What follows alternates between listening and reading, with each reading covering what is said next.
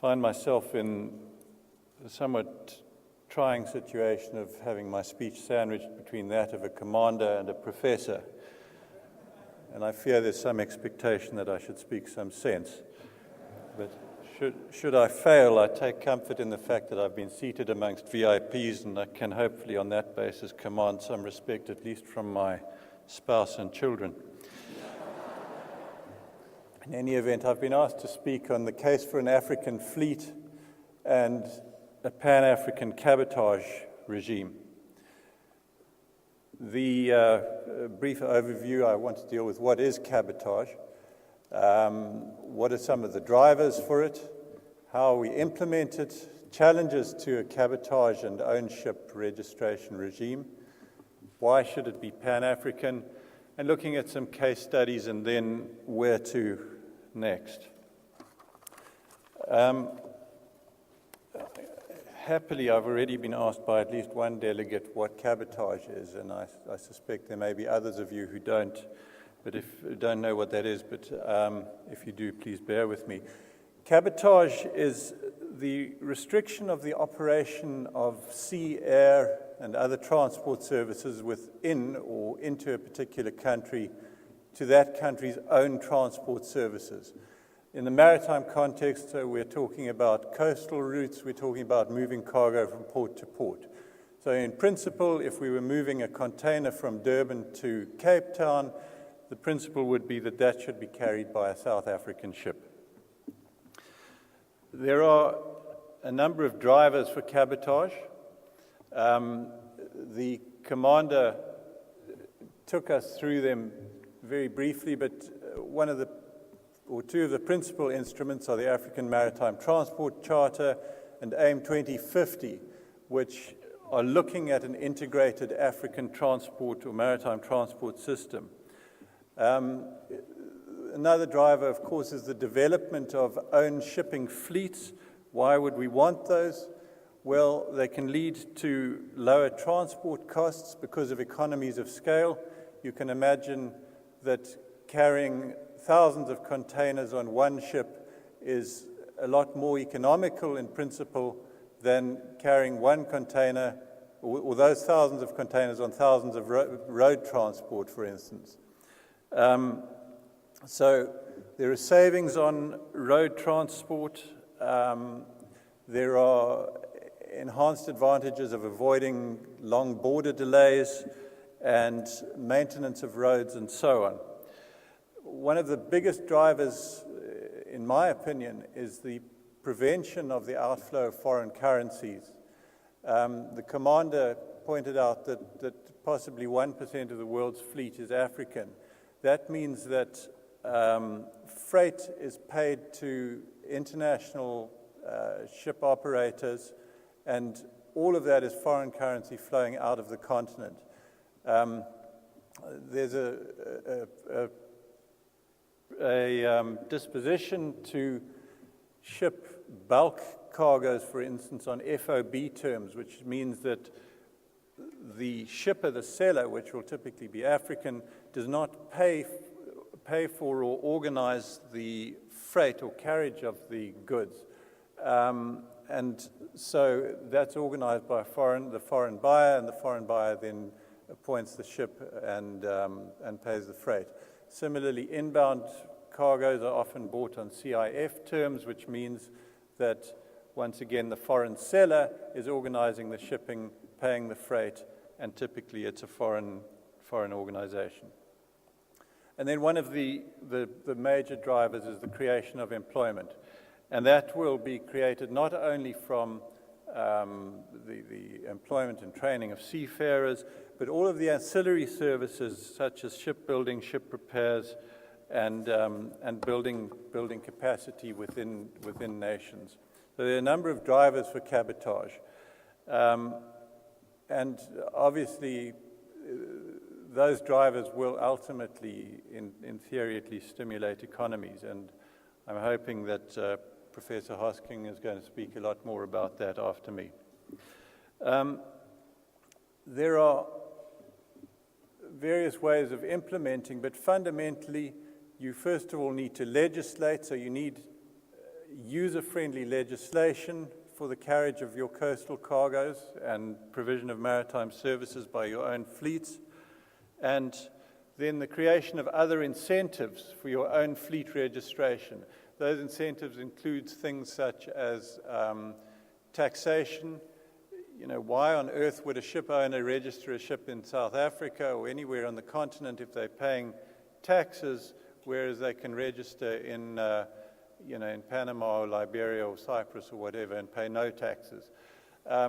You would want to create other incentives such as preferential berthing so that locally owned ships do not experience the delays that other ships experience, pilotage exemption, an insistence perhaps that state-owned cargoes be carried by the state-owned ships, and then changing that regime for export cargoes, selling them on CIF terms and importing cargoes on FOB terms. Exactly the opposite of what it is right now. There are, having said all of that, a number of challenges to cabotage and own ship registration. One of the biggest criticisms and skepticisms, certainly in South Africa, is that a cabotage regime is unsustainable because there'd be insufficient cargo volumes.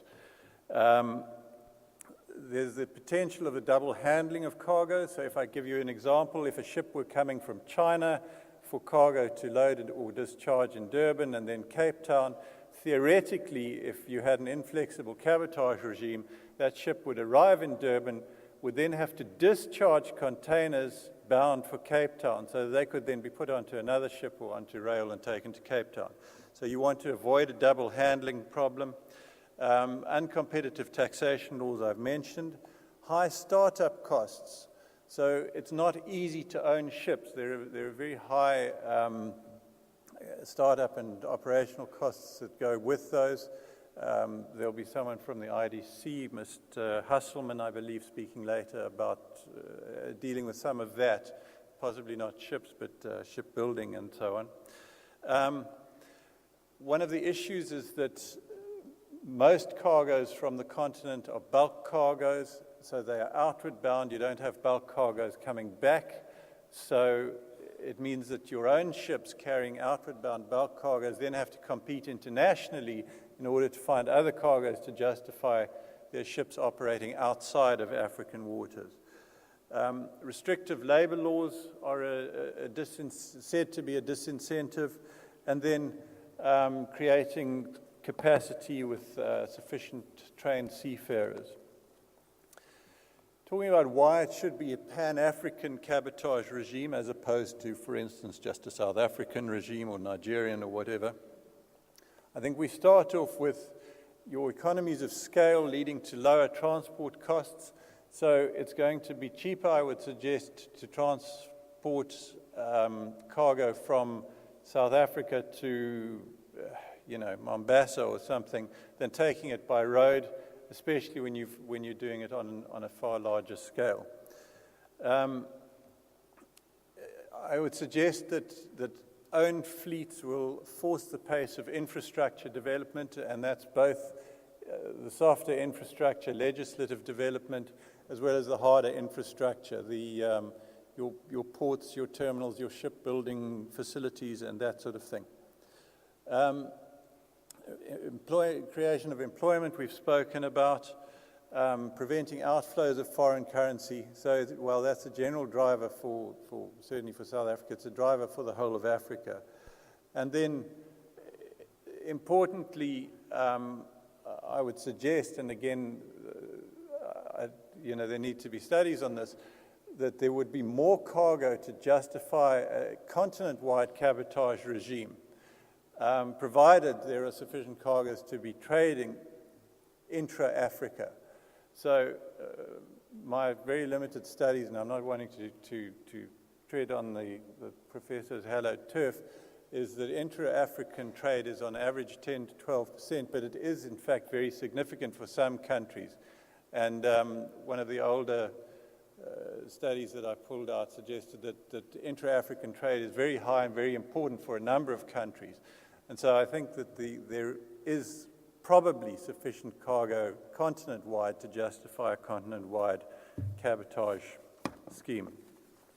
Turning very briefly to case studies and lessons learned, I looked at just two, and one I'll share with you. First of all, Nigeria. They introduced their Cabotage Act in 2003. It's administered, as I understand it, by NIMASA, which is the Nigerian equivalent of our SAMSA, the Nigerian Maritime Safety Authority. They have annual traffic of 152 million metric tons. But 10 years later, here's an article that appeared. 10 years after, stakeholders declare cabotage regime a failure. And that article spoke about this critical piece of legislation failing woefully in meeting expectations, no political will to implement it. A lot of blame was cast on NIMASA, blame was cast on oppressive taxation laws and a 3% NIMASA levy, which meant that every time cargo is moving from port to port in Nigeria, you're paying another 3%, and then financing and infrastructure issues. More recently, Australia introduced a Cabotage Act. This was for carriage between ports in Australia. It excludes passengers and transshipment cargo, and it envisages permanent and temporary cabotage licenses between locally owned and foreign-owned ships. The Australian response, well, last year, this appeared. Australia's new government to withdraw cabotage laws after coastal freight rates double in the past year. That's October 2013. The Deputy Prime Minister, Warren Truss, says, shippers tell me that container rates from Melbourne to Brisbane are almost twice the cost of those from Singapore to Melbourne. Bulk freight rates on the east-west route have reportedly doubled in the past year. Transporting sugar from Thailand is cheaper than shipping it from Queensland. Imported cement from China is threatening local manufacturers. And then in April last month, Australia to scrap coastal cabotage, and they say that the article said cabotage regulations are damaging the Australian economy due to increased shipping costs and so on and so on. So not a happy result, only 2 years down the road.